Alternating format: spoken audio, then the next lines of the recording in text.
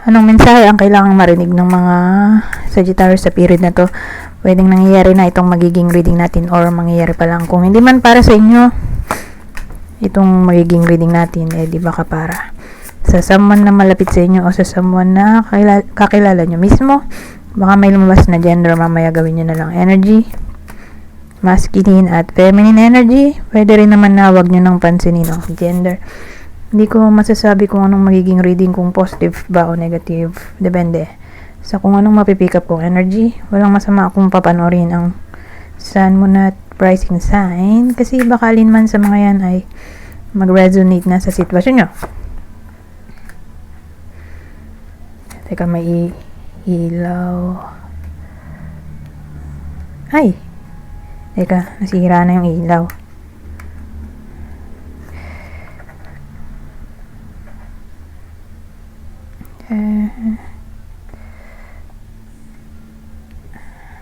Ayan. So, dito ay, ano ba to? 9 of Pentacles. May ilaw kasi, wala nang gaganda. 9 of Pentacles. So, 3, ay, ano ba to? 7 of Pentacles. Kinalify ng 9 of Pentacles. The Sun.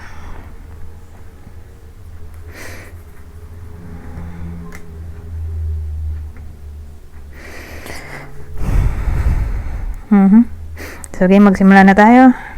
Anong meron dito? More like single yung reading, yung bida sa reading na to. Pwede magdugtong sila. Okay? May chance din na hindi.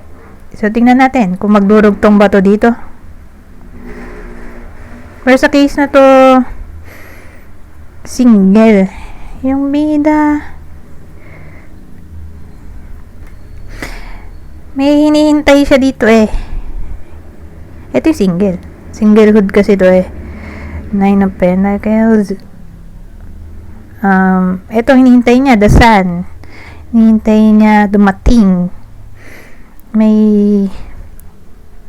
Sagittarius na naghihintay dumating tong the Sun. So, ang meaning nito ay success, victory, celebration, happiness, recognition, or may gusto siyang mapagtagumpayan siguro, o manalo for some reason.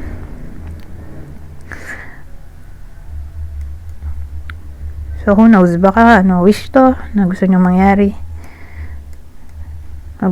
O yun. Ngayon, tingnan natin to. Kung didikit ba to dito.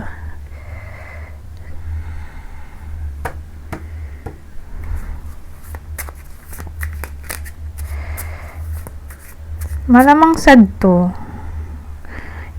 In the past or recently or in the present. Kasi hinintay niya to.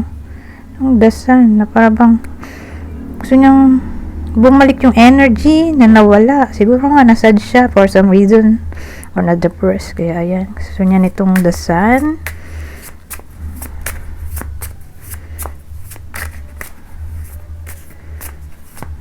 Ito, 4 pala to.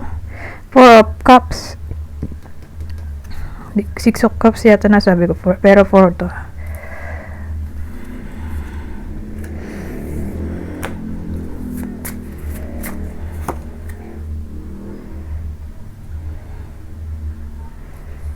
Ay, 4 ulit. Kasi mahalaga sa akin yan eh. Yung kulit na number. Kasi may chance na maiba. Maiba yung meaning.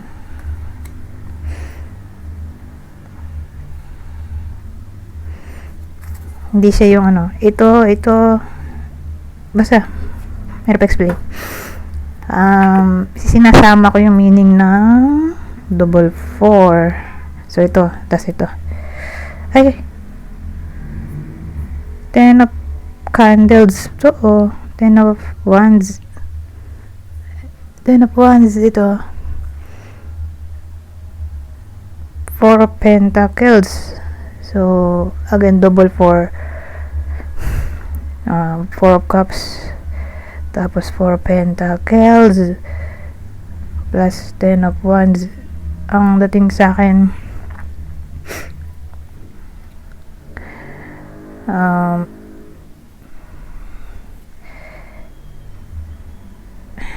parang seryoso masyado yung tao dito. Depende. Sabihin natin dedicated siya sa tinatrabaho niya. Kasi magiging responsibility to eh. O workaholic. Since walang court card na lumabas magkarugtong sila. Yung single pa rin yung bida natin na para bang dahil single siya, wala naman siyang paglalaanan ng attention kundi sarili lang niya. So ang dating dito, magpo-focus siya sa trabaho niya, responsibility. Baka workaholic siya dito, committed siya sa ginagawa niya. Lahat ng attention, devotion nandun sa trabaho or kung paano kikita. Ngayon, pwede rin kasi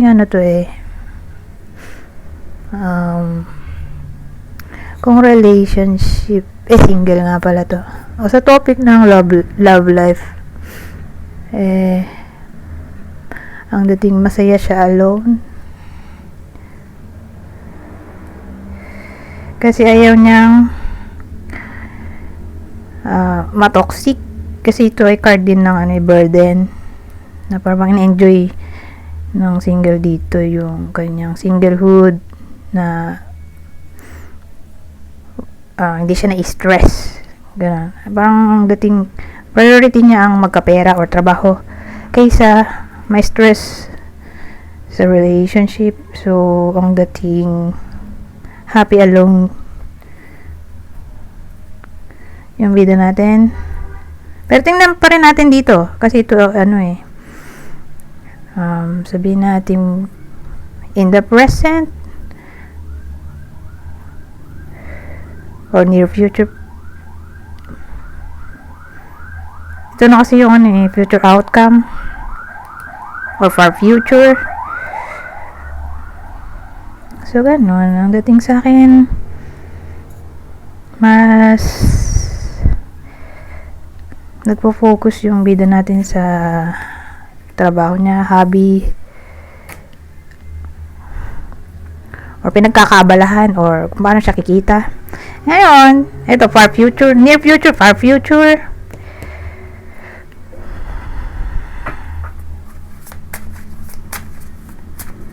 Ito, Two of Wands.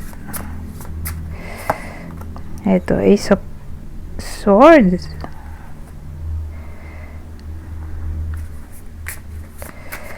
Ace of Swords. Oh, the Lovers to. Kaya lang kasi Two of Wands to. Maganda sana kung ito na lang nandun. Pero tingnan natin anong mabubuo ko dito. Kaya lang kasi Two of Wands to Pero maganda rin naman yung Two of Wands kaysa Two of Swords, di ba? So itong Two of Wands natin ay card ng decision making or planning, preparation, or may kinalaman sa ano ba to?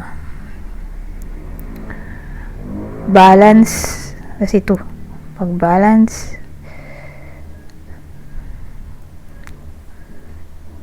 or making a choice or pagiging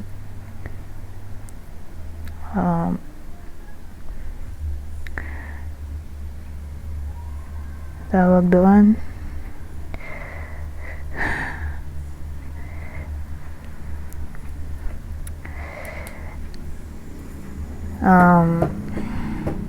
making a choice. Ano ba iniisip ko? Nakalimutan ko na. Instinct. Ayun, instinct. Naniniwala sa instinct.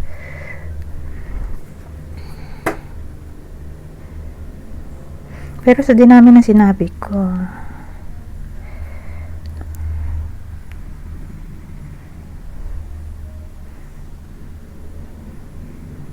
Kasi communication din to eh. Or siguro may kinalaman sa justice or truth. Depende. Sabihin nating may pain pa rin siyang nararamdaman sa ex niya. Kasi case to case basis. So, una, sabihin natin, galit siya sa ex niya, na para bang naghihintay siya dito, nakarmahin yung ex niya. Or, hinihintay niya mag-confess. Karoon ng somehow clarity sa nangyaring breakup. Or, i-communicate siya somehow. Kasi may lovers tayo dito. So, mukha siyang, single siya ex-lover. May hinihintay siyang something mula sa ex. Ngayon, kung walang ex, at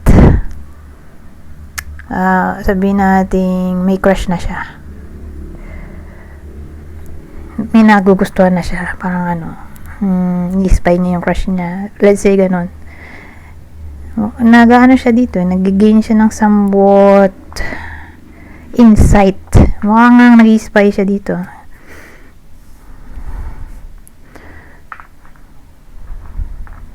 Ni-spy niya yung yung crush niya.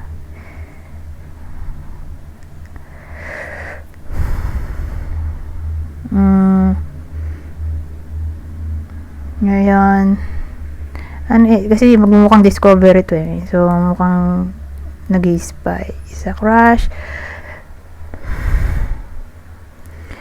Kung wala talaga, sabihin natin wala siyang nagugustuhan, wala pang dumarating sa buhay niya. Yung single. Kasi, lahat to single eh. Single na Sagittarius yung bida natin ngayon. Kung di kayo single, edi try nyo yung moon. Moon sign, moon at rising sign or ascendant sign. Baka mag-resonate na sa inyo yun. Pwede rin naman itong kung di man para sa inyo ay para sa someone na malapit sa inyo or person nyo mismo. Alam nyo sa sarili nyo na yung person nyo ay single, baka siya to. So case to case basis. Pero kung wala talaga, walang nagugustuhan, mukhang to nag-explore yung single dito. Nag-explore ng option. Hindi pa siya muna magseseryoso. As in, single, ready to mingle, ganon. So, focus lang siya sa pag-build ng connection. So, kung may makita siyang fit sa standards niya, edi good. Pero kung wala, ganun na nga ang mangyayari. Nag-explore dito yung single hanggang sa makita niyo yung the one.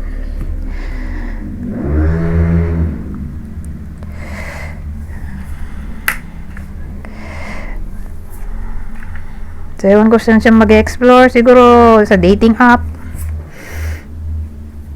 Kasi sabihin natin ito yung application, dating app or communication app.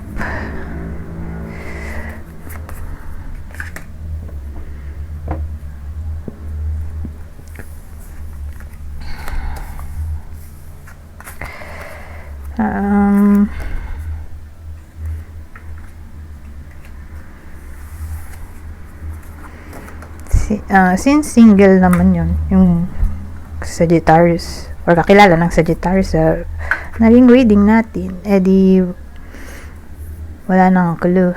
So mabilis lang. Dahil walang clue, mag-proceed na tayo dito sa susunod na deck.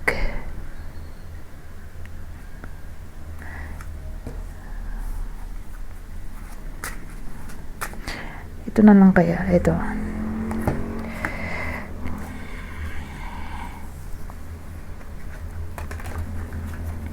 So, sa part na to, meron siyang reverse cards Ayan, tulad nito. Kasi may kodigo naman. Hindi kasi ako nagbabasa ng reverse dahil lalo akong naguguluhan. So, maraming memorization. Dito maganda. May ano na siya. Kodigo. Saka, para makapag-aral-aral na rin. Anyways, 2 of swords,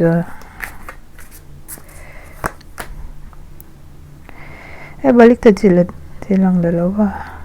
2 of swords at, 7 of pentacles. Pentacles. 7 of wands.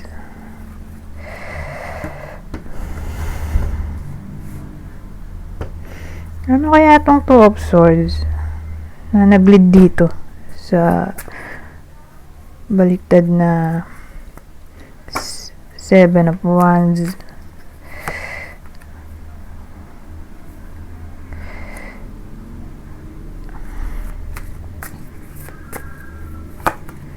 Baliktad ulit. Baliktad. Dalawang queen,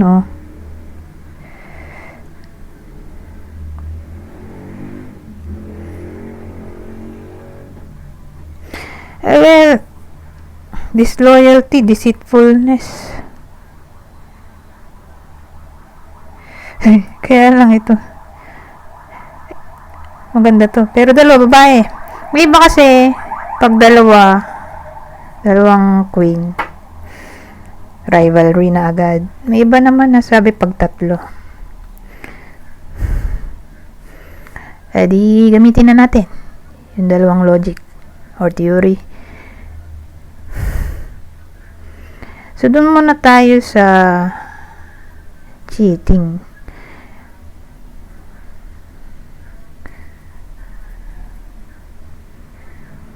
Ayun yung obstacle. So, sabihin natin whether nangyayari na to or mangyayari pa lang. Nandun nga yung presence ng third party. So, kung di pa nangyayari, di yun yung magiging problem. Kung nangyayari na, di wala pang solution in a way na wala pang mapipili or wala pang reconciliation.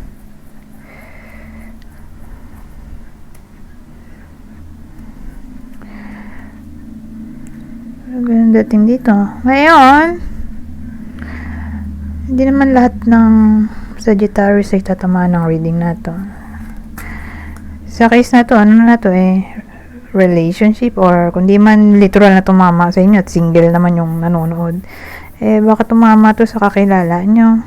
So, doon muna tayo sa possible partner ng in relationship na Sagittarius.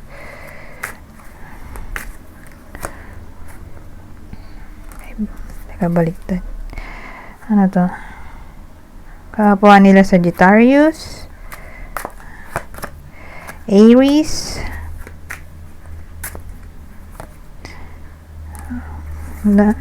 baliktad na pala yung iba. Hindi ko na ayos. Hindi ako nang ayusin. Aries, ito. Isa sa Earth sign, Taurus, Virgo, Capricorn. Ngayon, kung hindi man para sa inyo yung reading, di baka para dun sa kakilala nyo nga or someone na malapit sa inyo, pwede rin sa idol. Ito ang possible zodiac sa inyo, Capricorn.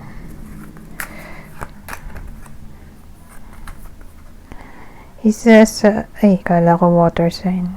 Pisces lang to. So again, Capricorn, Pisces, Leo yung dulo.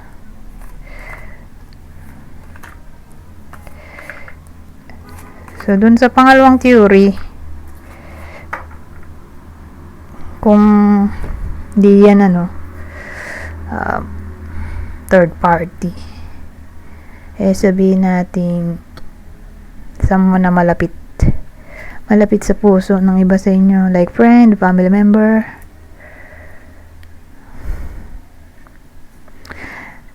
Kasi ang dating in times of crisis, hindi nyo sila maaasahan. For some reason, wala sila. Or ayaw nila mangialam.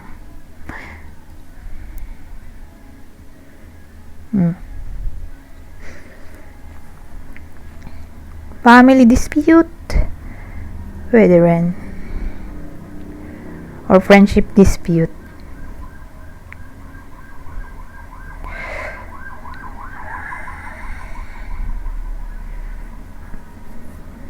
Pero babae to. More like babae. Kasi nga babae to. Dalawang babae. Babaeng friend or babaeng family member or relative. Na yun nga, in times of crisis, wala sila or ayaw nilang mangialam or ayaw nilang tumulong for some reason.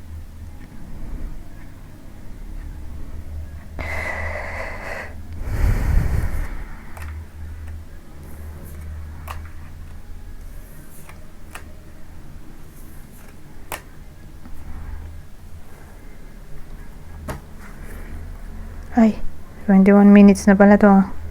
Ito, last na to. Itong deck na to.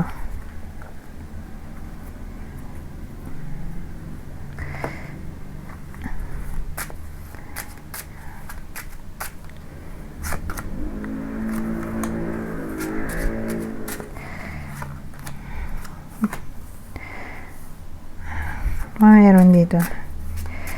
Sabihin natin dito, whether ito yung Sagittarius mismo or person niya to, whether rin tong lalaki mismo na Sagittarius or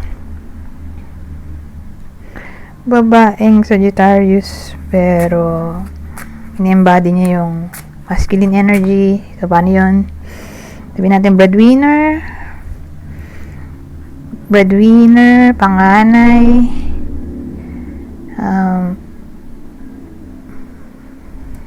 mag-isa lang siyang anak or mag-isa siya sa buhay sa ngayon, malayo sa mag-anak or family member na napuwersa siyang maging independent or extrovert kung babae man nga.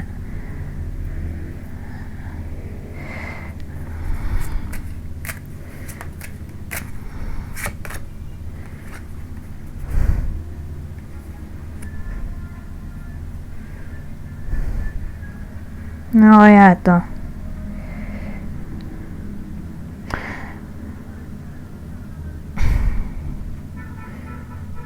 Whether nangyayari na to or mangyayari pa lang, pero no contact, blocking ay posible. Pero dito reconciliation to. Buti na lang Lilian. Unblocking siguro kung na-block na.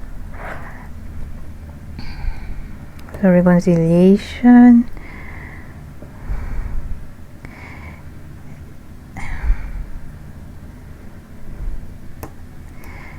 Pwede rin tong snobbish yung ka-workmate or lalo na kung boss to.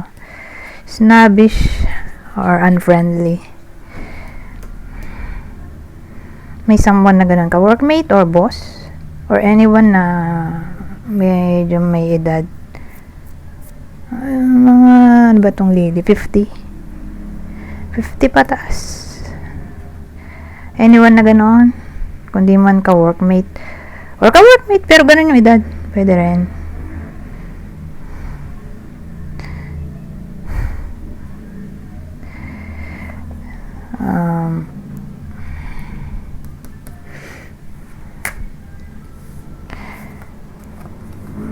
Pero kung nangyayari na to, na may someone na snobbish, unfriendly, maayos naman dito.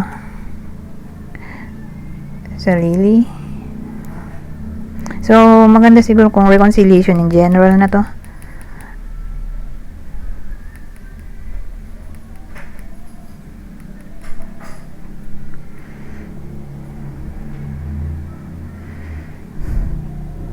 Niisip ko kung ano ex ba to?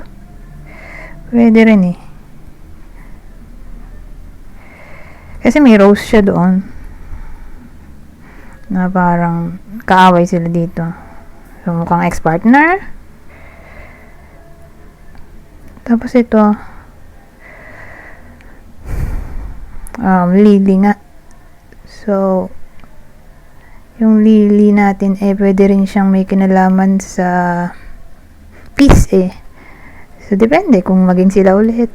Pero magiging in good terms. Whether maging sila ulit or hindi. Pero kung hindi, di magiging friends sila ulit. Kasi in good terms sila dito. Dahil peace nga rin meaning nito. Or harmony.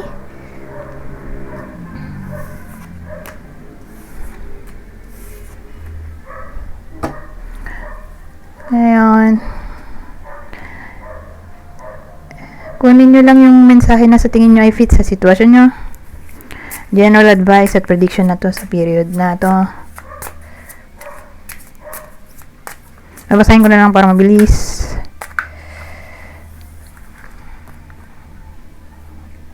Oh. Ano to? Unrequited love. There's not enough attraction or chemistry to keep this relationship going. So, ganun, ulitin ko. Kunin nyo lang yung mensahe na sa tingin nyo ay fit sa sitwasyon nyo. Dahil general reading ito. Ito. Heart-to-heart conversations. Honestly discuss your feelings with each other. At ang huli,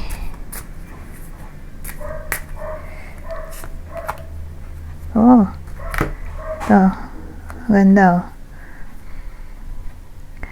This could be the one. You've already met the romantic partner you seek. Anyways, hanggang dito na lang. Goodbye. For now.